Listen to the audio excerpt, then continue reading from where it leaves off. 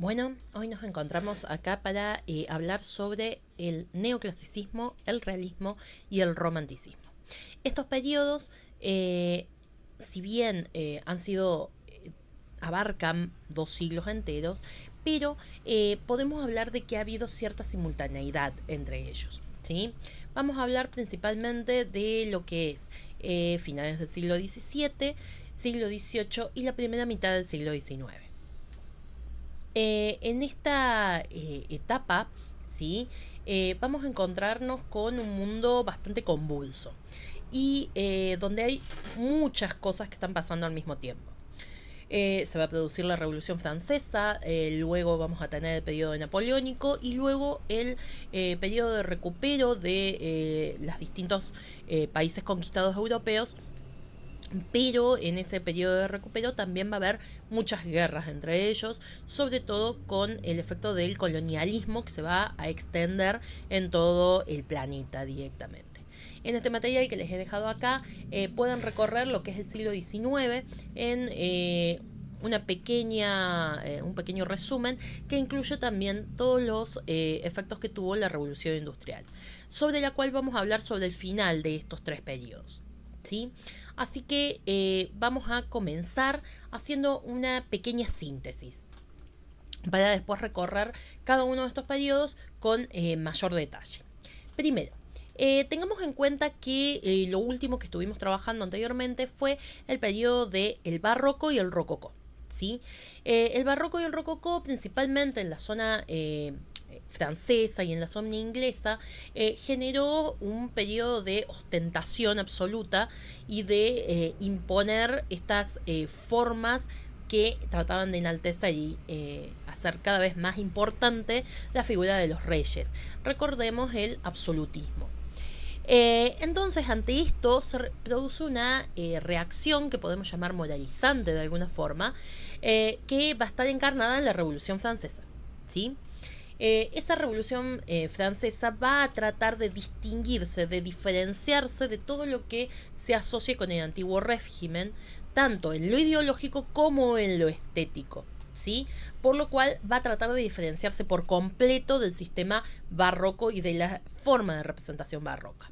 Y va a surgir una forma de representación mucho más equilibrada que vuelva nuevamente al mundo clásico, por eso hablamos de neoclasicismo, en donde volvemos al equilibrio, a la proporción, a los temas propios del mundo clásico, desde una mirada muy del siglo XVII y XVIII, principalmente del siglo XVIII, en el cual vamos a ver el academicismo, formas muy estáticas, muy estables.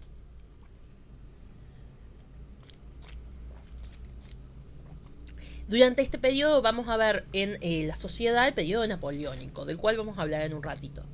Pero como reacción a eso, también va a surgir el romanticismo, ¿sí?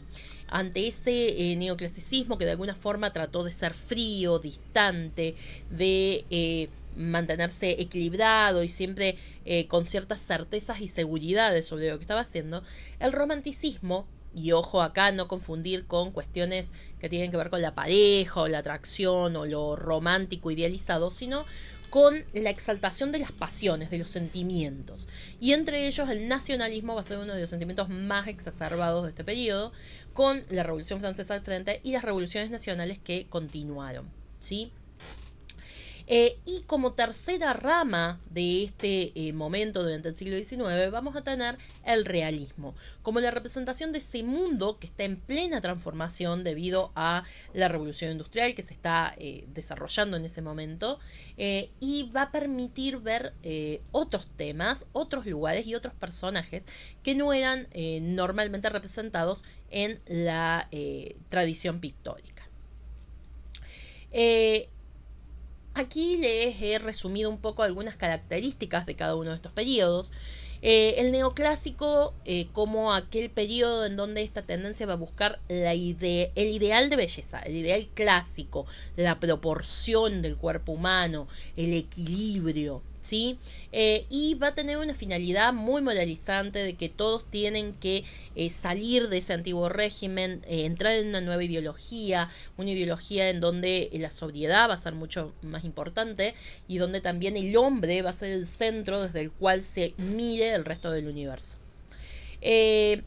También vamos a hablar de un predominio de las líneas rectas nuevamente, de los equilibrios, del despojo. Los edificios se van a salir de esa cuestión sumamente decorativa que tuvieron durante el barroco, van a ser mucho más limpios y se va a volver mucho a los temas clásicos, principalmente a la mitología. También hay un cuestionamiento de la iglesia en gran parte de Europa, entonces también eso va a hacer que se salga de los temas religiosos. Algunas obras destacadas de esta época, el juramento de los Horacios, el asesinato de Marat, Cupido y Psique, ¿sí? Todos estos temas que de alguna forma hacen referencia al mundo clásico. Poco tiempo después, pero prácticamente en paralelo, va a surgir el romanticismo como tendencia. Y el romanticismo va a tener una representación muy fuerte, no solo en la plástica o la música como el neoclásico, sino muy fuerte en la plástica, la música, la literatura, el teatro, ¿sí? El romanticismo va a apuntar a la exaltación de lo subjetivo, del yo, de las emociones particulares del artista y les da una importancia lo suficientemente grande para que ellas sean las que son representadas en el cuadro y que la capacidad expresiva de los artistas se ponga de manifiesto y sea lo más destacado dentro de este tipo de obras. Hay un rechazo a todo lo que es el mundo clásico, a las normas muy rígidas que sí va a estar estableciendo el neoclasicismo, con la academia como su principal protagonista. Va a tener una amplitud de temas que va desde la naturaleza, a lo histórico, a lo exótico, va a tener muchísimos temas, y también a lenguajes que van a estimular la libertad creativa, que cada uno pueda mostrar aquello que piensa y que siente de la manera que le parece que es más adecuada. Algunos autores importantes, Turner, ¿sí? Que va a representar muchísimo todo lo que son los efectos atmosféricos, lo cual lo tenemos que subrayar porque nos va a ser muy importante en el próximo periodo que vamos a ver. Otros artistas importantes, Delacroix, ¿sí? Friedrich, son todos artistas que se destacan en este tipo de representación de las emociones que da el romanticismo. Mientras que también un poquito después, pero prácticamente de forma paralela, se va a dar el realismo, ¿sí? El realismo va a tomar los temas de la realidad cotidiana, va a romper con estos temas muy armados por la academia clásica o por la emoción de los romanticistas, y de alguna forma va a ser una reacción al romanticismo en una fuerte representación de la realidad, que rompa con esta visión subjetiva del mundo del romanticismo, ni tampoco la idealización del neoclásico, sino un carácter crítico, con alto compromiso político y con una fuerte influencia de la fotografía, que en este momento va a estar desarrollándose y cobrando fuerza en toda Europa y en el mundo en general. Algunos artistas de esta época, Corot, ¿sí? En donde vamos a ver obras como El Puente de Nantes, con mucho paisajismo, pero también con muchas realidades sociales. Courbet o Millet, ¿sí? Que van a representar mucho las clases bajas y su realidad. Veamos entonces, neoclasicismo va a ser racionalista, va a ser equilibrado, va a tener una fuerte impronta moralista de qué es lo que está bien y qué es lo que está mal, y por lo general eso que está mal pertenece al periodo anterior, al régimen antiguo. Va a imitar mucho los clásicos romanos y griegos y va a predominar la razón. ¿Sí? Todo lo que sea reflexión científica, trabajo sobre esa reflexión y restarle importancia a la imaginación. Mientras que el romanticismo le va a dar más importancia al sentimiento que a la razón, ¿sí?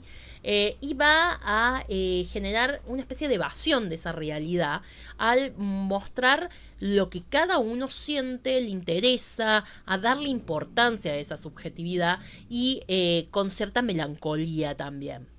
Va a haber también un espíritu de rebeldía que va a acompañar a este romanticismo. El realismo, que va a tener su principal fuerza sobre la segunda parte del siglo XIX, vamos a tener una importante valoración de lo que pasa en el mundo, que sea verosímil. Y hay una especie de afán pedagógico de enseñarle a las clases altas lo que están viviendo otras clases. Ahora lo que vamos a hacer es recorrer cada uno de estos periodos y algunos de sus autores, ¿sí? Comencemos con el arte neoclásico. Vamos a ver un pequeño videíto que nos va a permitir meternos en este tema.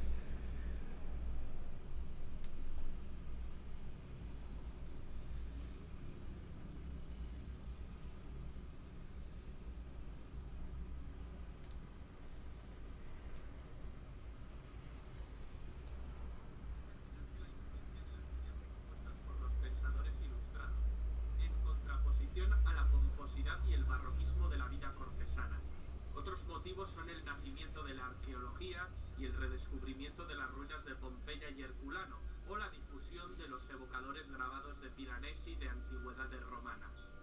La recuperación de la herencia clásica era algo lógico tras una época convulsa de revoluciones y la necesidad de una arquitectura que comunicase los valores de la Atenas democrática o la grandeza de Roma. Permitió a los políticos republicanos del nuevo régimen, Francia y Estados Unidos, plasmar las gloriosas ideas de la Ilustración a través de una nueva arquitectura monumental y honesta al mismo tiempo. El Altes Museum del arquitecto alemán Friedrich Schinkel es uno de los grandes exponentes de la arquitectura neoclásica. Tras la caída del primer imperio francés, Schinkel encontró en la arquitectura neoclásica la fórmula perfecta para definir los nuevos ideales estéticos que se acabarían identificando con el Estado prusiano liberado del dominio napoleónico. El imponente edificio está compuesto por un paralelepípedo con dos patios interiores. Destaca la rotonda central, con luz cenital inspirada en el Panteón de Roma, y su majestuosa fachada con un pórtico monumental de columnas jónicas. Bien, todo lo que tiene que ver con el mundo neoclásico de alguna forma trata de diferenciarse de lo que han sido los regímenes políticos anteriores, ¿sí? Y eso va a ser muy fuerte en la estética del neoclásico. Si el barroco había sido el mundo de lo recargado, de lo exagerado, el neoclásico va a ser su opuesto, ¿sí? Va a ser una forma de mirar al barroco como aquello que estaba mal, que era la decadencia incluso del arte. Entonces, después de haber atravesado la Revolución Francesa y de sostener estas ideas tratando de diferenciarse por completo, pero habiendo apoyado y habiendo sido una de las disciplinas o una de las corrientes artísticas que se puso de manifiesto a través del periodo napoleónico, también va a dejar su lugar después hacia el protagonismo del romanticismo sobre la mitad del siglo XVIII. Veamos algunos ejemplos de arquitectura neoclásica. Observen en este caso la Puerta de Alcalá, famoso monumento español. Observen cómo vemos acá un equilibrio bien simétrico, totalmente proporcionado, en donde volvemos a ver las columnas de órdenes romanos, la arcada de medio punto, ¿sí? Y estas puertas al estilo de un arco del triunfo, básicamente, en donde se ve esa proporción, ese equilibrio y la sobriedad, ¿sí? Falto de esa exageración de decoración que habíamos visto en periodos anteriores. El siglo XVIII va a ser el siglo de la razón, ¿sí? Va a ser el siglo en donde aparezcan las ideas de la Ilustración, ¿sí? donde las ciencias, sobre todo las ciencias positivas, van a desarrollarse con fuerza y van a tratar de construir una sociedad mejor. Se cree realmente durante el siglo XVIII y gran parte del siglo XIX que la prosperidad y que sobre todo el desarrollo científico podía solucionar los problemas del ser humano. A partir de eso vamos a tener como base de los pensamientos ilustrados las ideas de Rousseau, de Voltaire y de otros pensadores de la época. Como forma política va a predominar el despotismo ilustrado.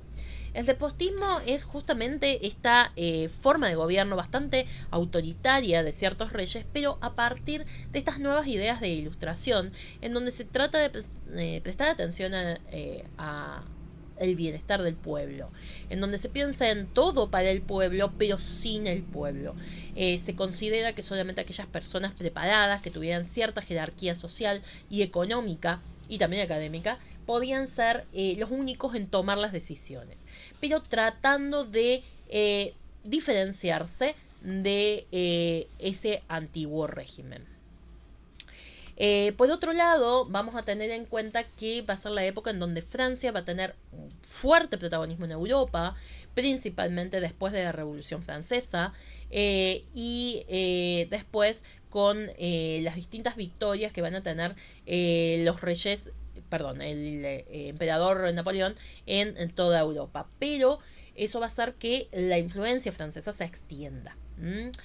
En España en particular vamos a tener una recuperación después de la independencia con respecto a Napoleón, ¿sí? Una vez que Napoleón cae, vamos a ver una mejora y vamos a hablar del siglo de oro en la cultura española, lo cual nos ha influenciado muchísimo tanto en nuestras letras como en nuestras artes plásticas. En general se produce una vuelta a ese arte grecolatino, como decíamos. Y como nos decían en el video hace un rato, va a ser muy fuerte la influencia del descubrimiento de las ruinas de Pompeya y Herculano que se da en este periodo. ¿Sí?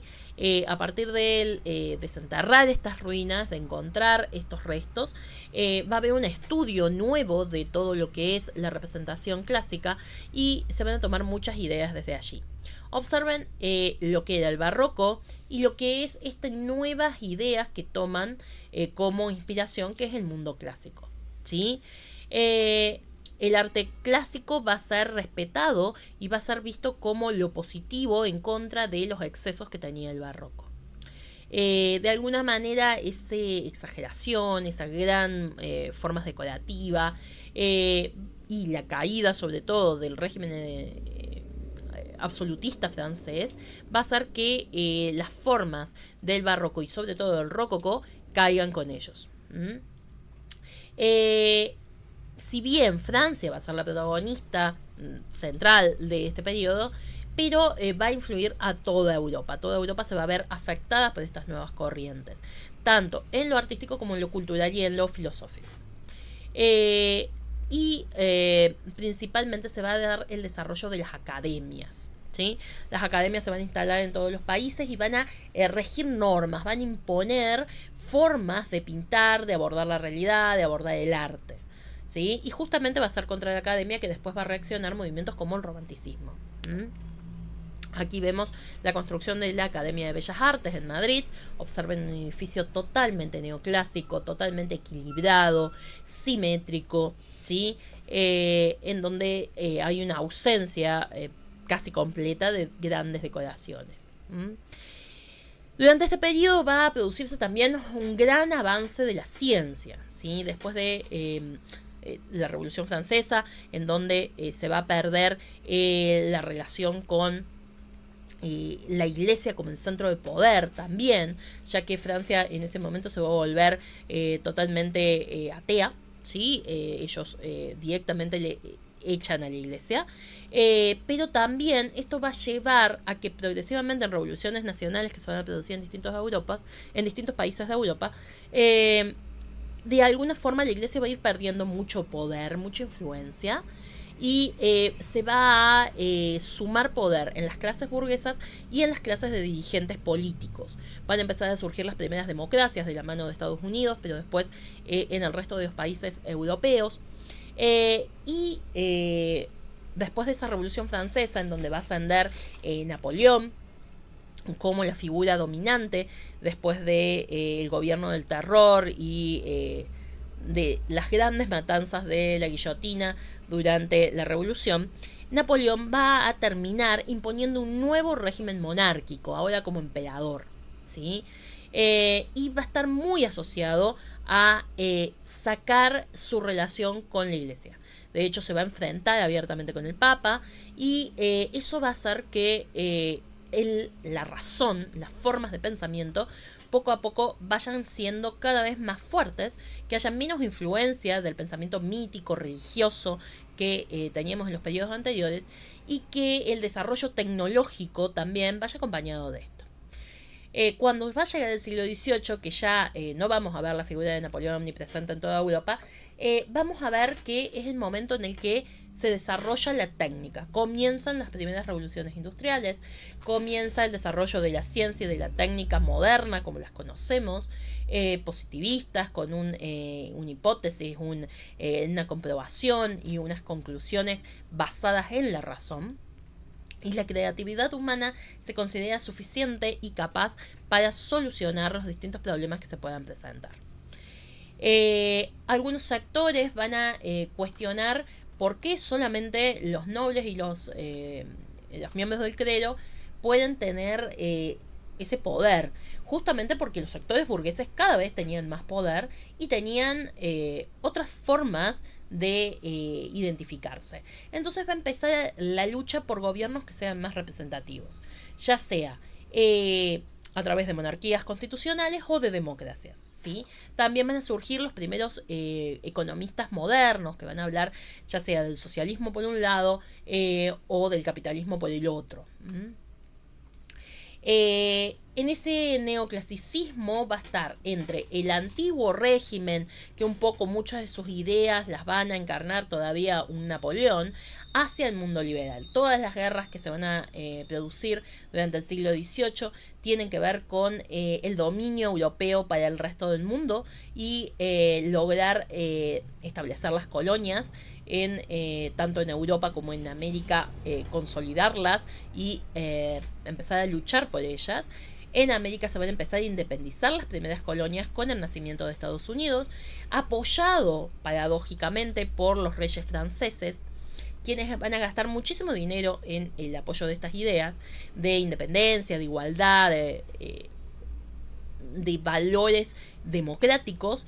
E incluso algunos de los representantes norteamericanos van a ir a Europa, van a hablar en Francia con mucha gente y van a sembrar estas ideas en el pueblo francés.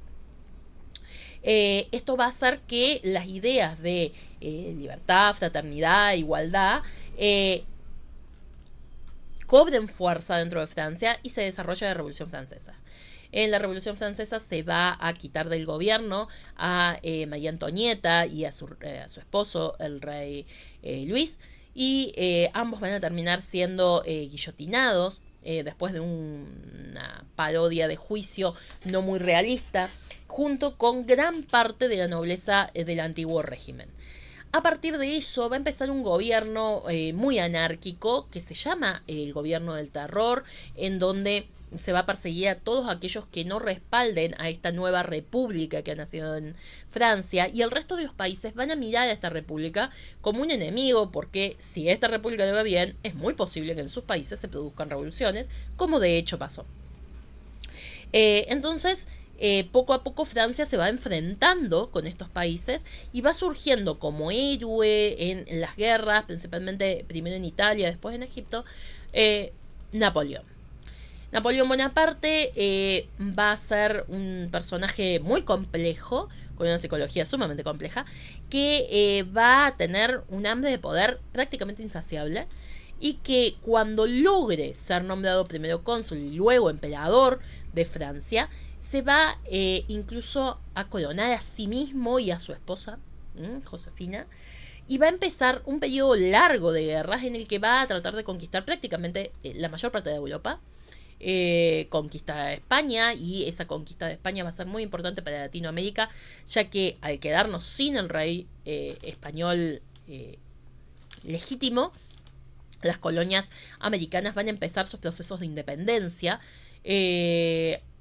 y aun cuando vuelva el rey Fernando VII al poder, después de la caída de Napoleón, no van a volver las colonias americanas a someterse a la autoridad española.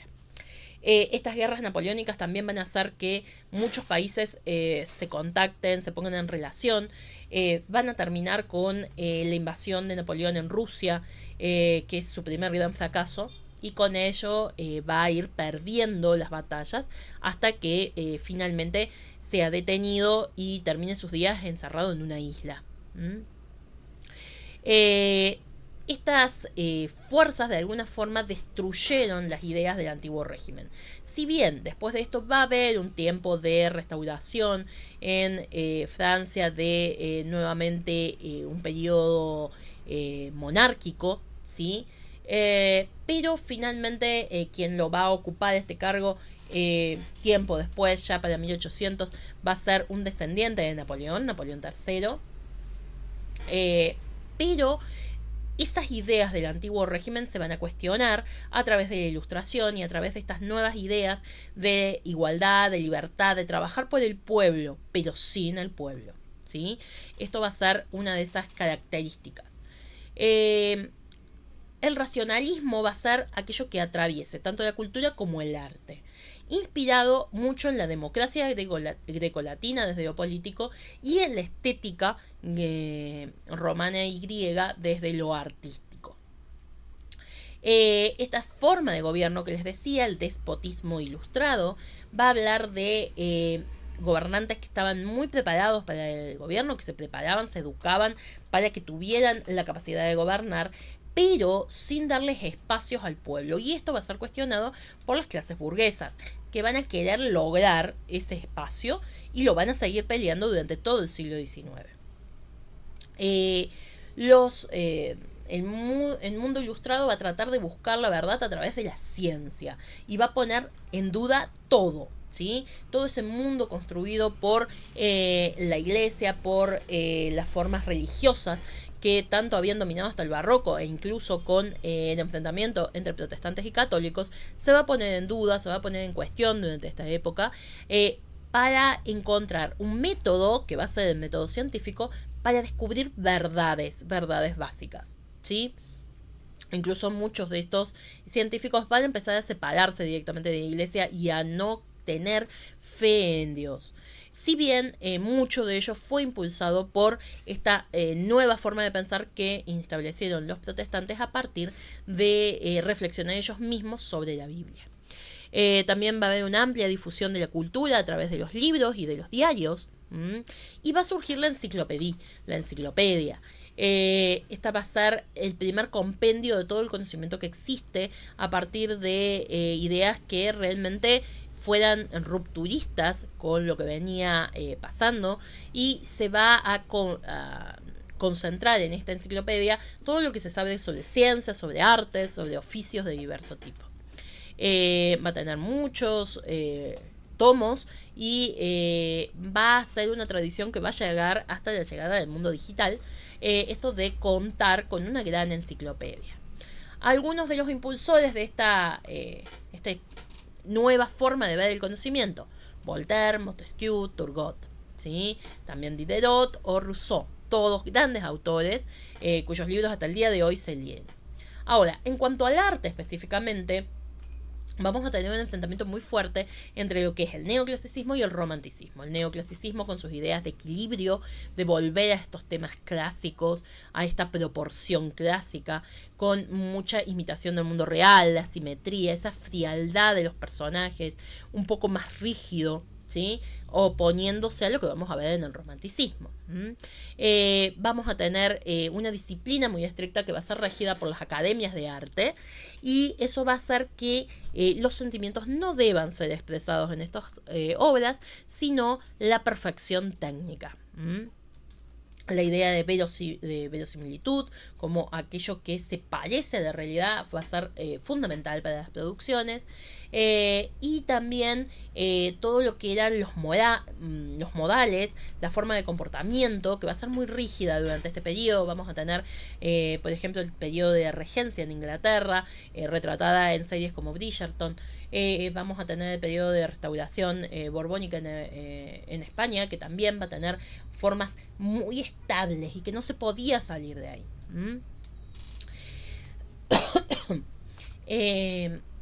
En la arquitectura, ¿sí? Vamos a ver muchos monumentos que tratan de recordar los viejos monumentos de Grecia y Roma, y también una idea de que lo bello es aquello que es limpio, es equilibrado, es puro. Va a haber un gusto por aquellas cosas más sencillas, en donde va a volver la edificación con columnas, con bóvedas, con cúpulas. Por ejemplo, aquí ya vamos a empezar a ver un fuerte protagonismo de Estados Unidos dentro de las producciones artísticas, sobre todo en arquitectura. Vean aquí, por ejemplo, esta cúpula, esta simetría perfecta del Capitolio, con una figura muy similar a nuestro Congreso, por ejemplo. También estas formas horizontales, muy estables de los templos griegos, estos frontones que es la única parte que se decora, tomando el modelo griego, y siempre sujetos a las leyes matemáticas de la proporción. Vamos a volver a la columna clásica, las columnas jónicas, las columnas dóricas, con muchas cúpulas, ¿sí? La decoración va a estar principalmente basada en los escudos familiares o de la realeza o de los países que están siendo representados. Aquí, por ejemplo, tenemos la Universidad de Virginia con esta gran cúpula allí al frente, al estilo Partenón, con sus columnas y su frontón. Vamos a tener la regularidad y la simetría en el Grand Theater, este teatro que es totalmente regular en todas sus caras. Vamos a tener otras construcciones como por ejemplo la Puerta de Brandenburgo, famosa actualmente, sigue siendo uno de los lugares turísticos más importantes de Alemania, y vamos a ver sobre su techo una cuadriga romana liderada por una musa que conduce a estos caballos. En Francia vamos a tener otras construcciones como el Teatro Odeón, o hoteles, y también las construcciones de las calles llenas de arco, bueno, el Arco de Triunfo, que es una construcción napoleónica, pero también las iglesias que se van a construir en esta época van a respetar esta misma estética, con menos decoración y más equilibrio. En este caso otro arco de triunfo también construido durante el periodo napoleónico. En Italia vamos a tener la Basílica de San Pablo, que se le hace este gran frente con la columnata, que representa estas nuevas formas de trabajar con modelos muy rigurosos y muy cercanos a lo antiguo. En Estados Unidos vamos a tener algunos importantes arquitectos como Thomas Jefferson, ¿sí? Que van a construir este estilo y le van a dar mucho impulso, y va a surgir mucho de la arquitectura neoclásica desde este lugar, en lugares principalmente asociados a las universidades de la zona, que obviamente formaban parte de las clases altas de Estados Unidos. También en Escandinavia vamos a tener otros realizadores como Frederick, que va a realizar una planificación incluso de todo el espacio urbano, otra cosa muy propia de esta época. Vamos a ver la reforma también del París de Haussmann y Napoleón III, que van a reformar todo París para volverlo racional, equilibrado, para que se pueda llegar rápidamente de un lugar a otro, para pavimentar las calles con macadam, iluminarlas con luces de gas, ¿sí? Otro ejemplo de arquitectura neoclásica va a ser el Museo del Prado en Madrid, en donde vemos también este equilibrio, las columnas, la simetría, la regularidad. La Catedral de Pamplona, que se opone muchísimo a lo que vimos en el barroco con la Catedral de Santiago de Compostela, ¿sí? Con ese frente totalmente limpio, simétrico, sus dos cúpulas. El Palacio Real de Madrid, que va a ser parte de él terminado en este periodo, también regularidad, simetría. Por su parte, en lo que tiene que ver con la escultura, vamos a tener principalmente un rescate de los temas clásicos, ¿sí? Vamos a ver muchos de los temas clásicos puestos nuevamente en la arquitectura. Se va a trabajar mucho con el mármol y se va a restar el dramatismo tan fuerte que veíamos en la escultura barroca, ¿sí? Vamos a tener también muchas representaciones que tienen que ver con el mundo mítico, tratando de restarle importancia a esa exageración decorativa que van a tener el barroco y el rococó, buscando más bien el equilibrio. Otra cosa que vamos a observar es que la perfección técnica sigue avanzando, prácticamente sin soportes, construyendo este tipo de esculturas en mármol. Observen aquí sí volvemos al soporte, pero sí con temas míticos como Jasón y el velloncillo de oro.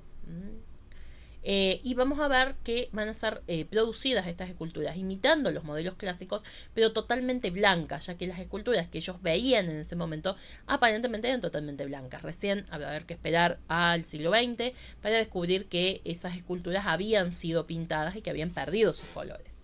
Otro material muy utilizado va a ser el bronce, y vamos allí a ver representaciones nuevamente míticas, como en este caso Mercurio, o esta forma de la odalisca con este reclinatorio totalmente romano, la representación de las telas que hace mucha referencia a esas formas romanas.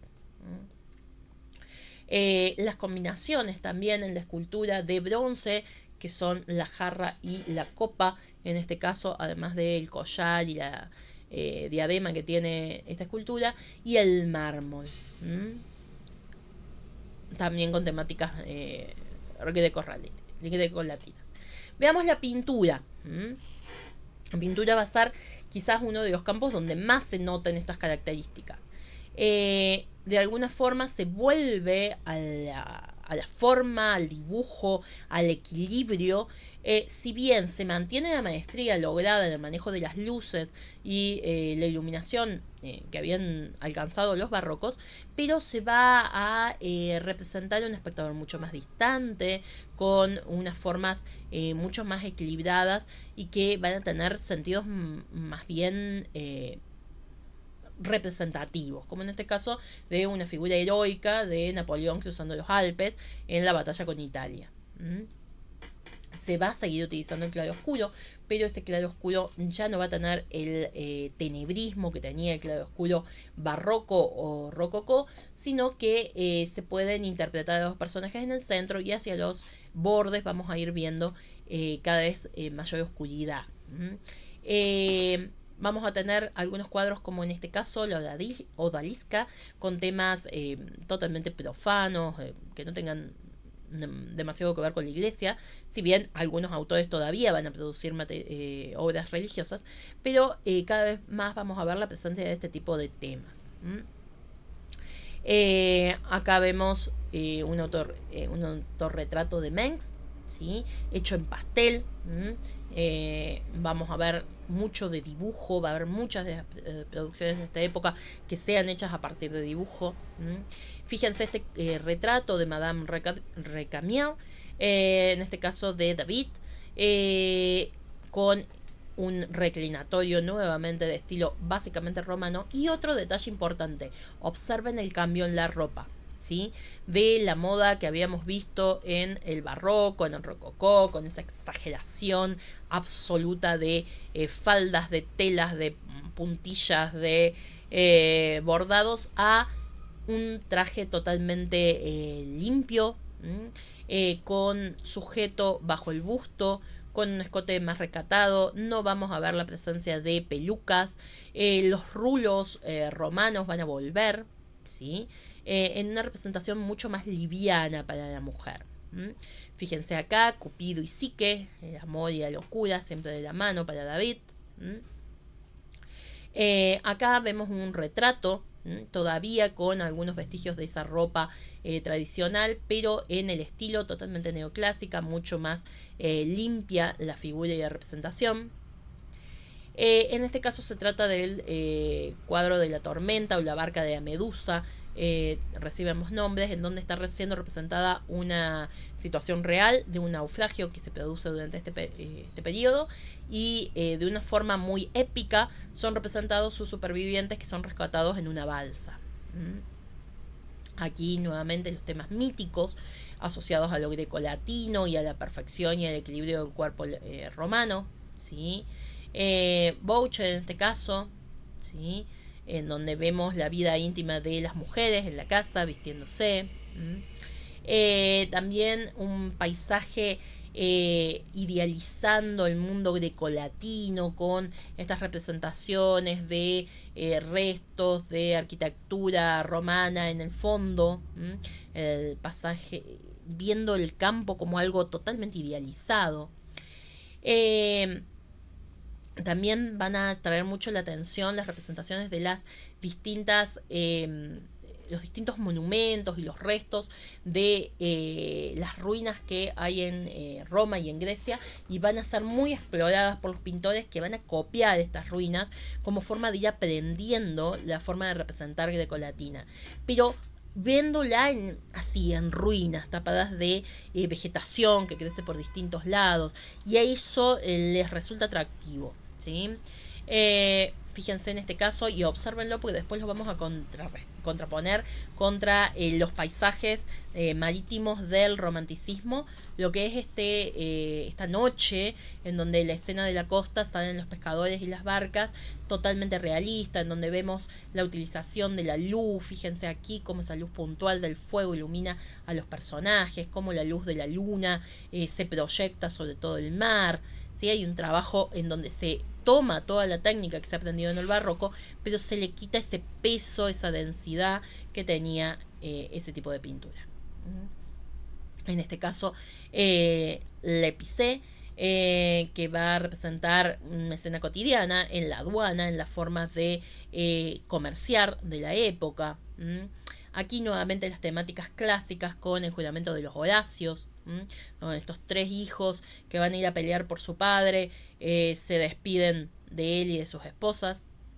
Y la muerte de Marat, un cuadro icónico del neoclasicismo.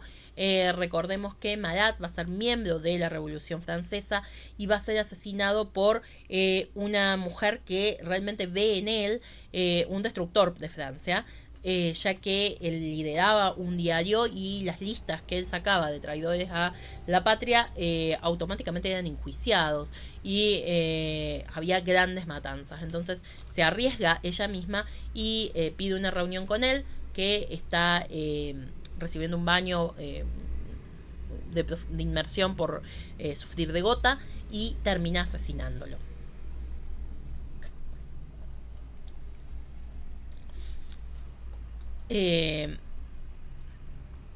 Vamos a ver aquí el rapto de Sabinas, otro tema totalmente clásico, el nacimiento de Roma prácticamente, en esta lucha entre los romanos originarios y los etruscos. También vamos a mantener el retrato, sobre todo el retrato real, y también vamos a tener a un artista como Goya, que además del retrato real, como que vimos recién, también va a producir este tipo de dibujos y grabados, ¿sí? Toda la serie de grabados que tiene es inmensa y realmente tiene obras maravillosas. Se trabaja mucho el dibujo. Acá vemos otra obra de Goya, en este caso una fiesta a los santos de San Isidro, ¿sí? Aquí también Goya en la reconquista española de la guerra de independencia con respecto a Francia. Fíjense en este caso cómo ya no vemos esa representación tan realista. Esto es sobre el final del siglo XVIII, en donde poco a poco esa representación fotorrealista de la realidad se va a ir diluyendo. Vamos a hacer en este movimiento en particular un apartado especial para lo que es la música y la literatura, ¿sí? Principalmente porque justamente la música de este periodo le va a dar nombre a prácticamente toda la música de la antigüedad, que es lo que llamamos música clásica. ¿Sí? En realidad está haciendo referencia específicamente a este periodo, si bien se encuadra en un montón de otros periodos cuando se hace referencia a ellos popularmente, pero toman el nombre desde aquí. ¿Sí?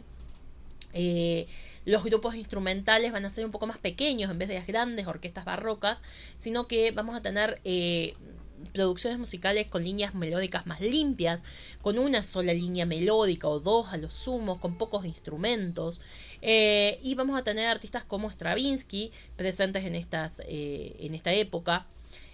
También a Haydn o a Beethoven. Beethoven como el más destacado. Recomiendo ampliamente la película Amada Inmortal para ver mucho del pensamiento de la época neoclásica. Va a ser estos artistas quienes le van a dar las formas principales a la música de esta época. Aquí los tenemos, ¿sí? Beethoven, Haydn. Y en la literatura también se va a tratar de imitar lo que era la literatura romana y griega, ¿sí? Principalmente los grandes clásicos. Y va a surgir mucho el teatro, principalmente en España, lo cual va a hacer que nosotros recibamos mucha de esa herencia. Y va a surgir también el periodismo, tanto en lo político como en lo económico, como una actividad sumamente fuerte, cada vez más desarrollada, sobre todo el periodismo político y social. Y va a surgir también la novela que va a formar parte de lo que se llama la novela realista, dentro de la corriente del realismo, pero tomando muchos de los elementos de la literatura neoclásica. Bien. El próximo periodo que vamos a ver es el romanticismo, pero lo vamos a ver en un segundo video. Así que por ahora esto va a ser todo hasta acá y nos vemos en el siguiente video para hablar de cómo este neoclasicismo se va a oponer a las ideas del movimiento romántico de forma prácticamente simultánea, pero diferenciándose notablemente uno de otro. Muchas gracias, nos estamos viendo.